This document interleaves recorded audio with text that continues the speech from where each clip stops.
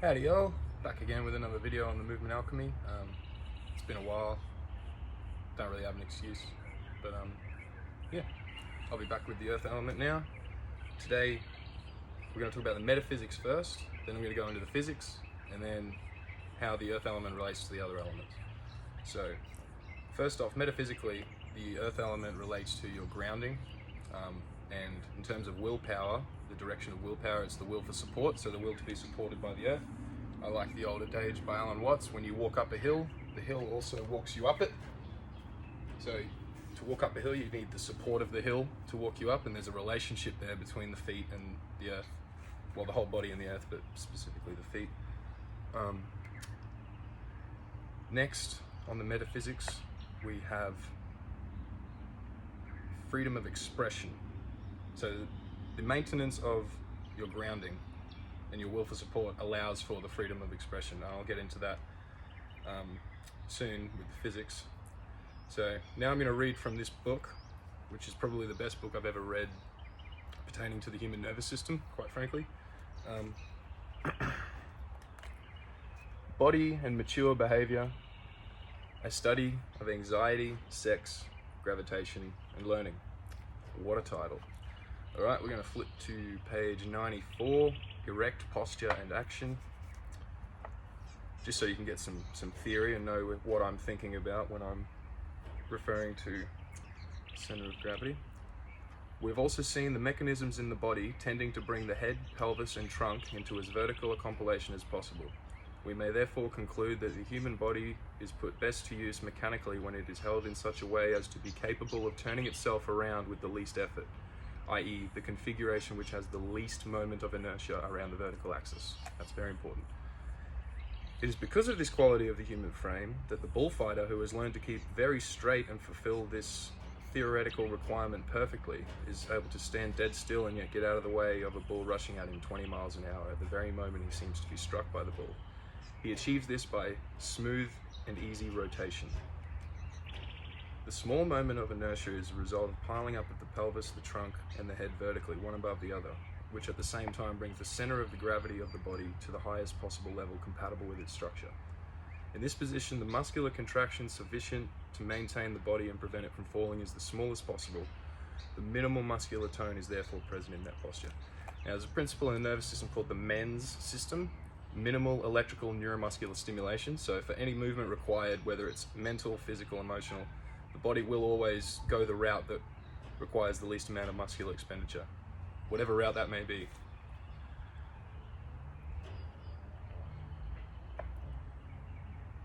Indeed, the human body is badly suited for standing. Statues of human figures have to be strongly connected to a heavy base to prevent them from toppling over at the slightest disturbance. The head, the shoulders, and the trunk, all the heavy parts, are placed on top, and the base is very small in comparison with the total height. The base becomes larger in all positions where the total height of the body is reduced, just the opposite of the requirements of static stability. A Martian visitor would not hesitate to conclude that the human body is closest to an ideal frame designed for movement and the least designed for standing motionless.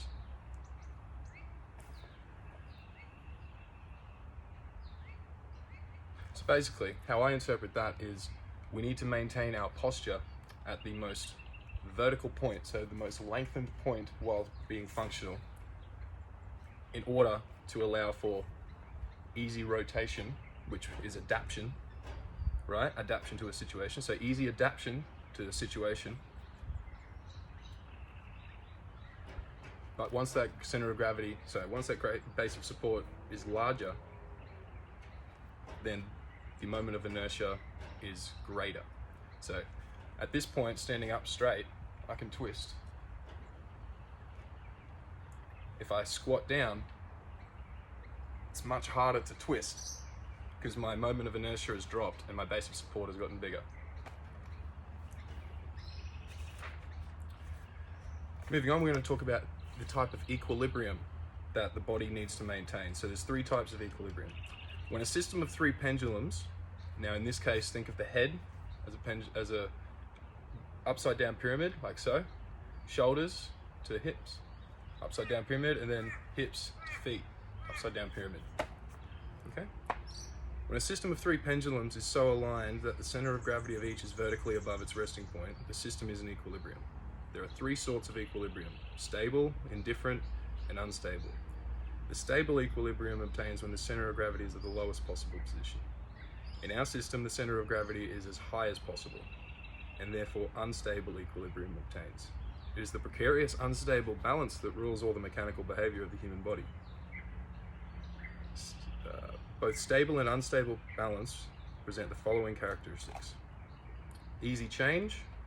Movement horizontally from the position of equilibrium in any direction involves little expenditure of energy or work. That's what I was explaining before. Easy to restore. Restoring equilibrium when disturbed necessitates the same small expenditure of energy. So to apply that, if I twist this way, I'm able to come back, but with control and ease and fluidity. In the stable balance, an initial horizontal displacement cannot take place unless energy is supplied to the system. Because the potential energy is minimum, the center of gravity being in the lowest possible position, no change of position will occur unless energy is supplied from the outside. You can apply all these metaphysically as well at your own will. It's quite fun and a good mental exercise. Now, to think of a stable balance in a horizontal displacement, what you've got to think of it is a cylinder laid on its side. It will stay in its place until a force is acted upon it to displace the moment of inertia. 4. In the unstable balance, the center of gravity is as high as possible and the potential energy is maximum. So from this point, the potential possible movements are maximum, whereas if I'm in this position, the potential possible movements are reduced. No supply of energy from any other source is necessary to change the position. The displacement feeds itself on the stored potential energy. When its center of gravity is maintained at the highest possible position, the human body is fit to move in any direction with practically no expenditure of energy. And even this minimum is drawn from its potential energy. The potential energy is restored afterwards so that all movement starts from this configuration of maximum potential energy. That's basically what I was saying before, how from this position of maximum moment of inertia, I can move in any direction and come back to equilibrium with the same amount of effort.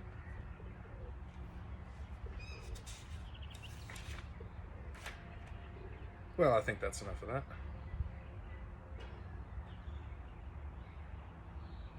The standing body is thus ever ready for translation, my favorite word, movement at a short notice.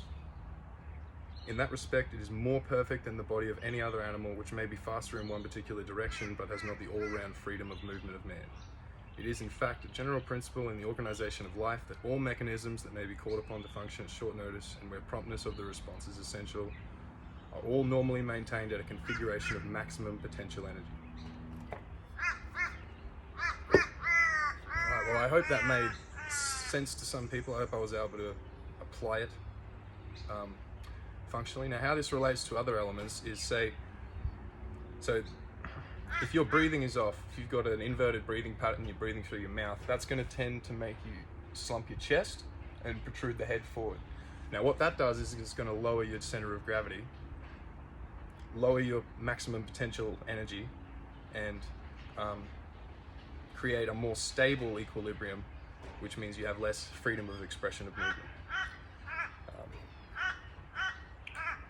If you are too fiery in your movement, then you will not have enough control in order to maintain the center of gravity at the highest possible point, because basically because you're too fiery. Movement fluidity, if you don't have your center of gravity at the highest possible point, then the fluid motion of joints is not able to be had in certain positions. How this relates to space is proprioceptively. If you are not aware of each body part and where it's positioned, that's going to affect the center of gravity, moment of inertia, and state of equilibrium that you're in. Apologies if I ranted a little bit. I hope this helped. I'll be moving on to the other elements now, and comment anything, questions or anything, let me know if it helped. Thank you.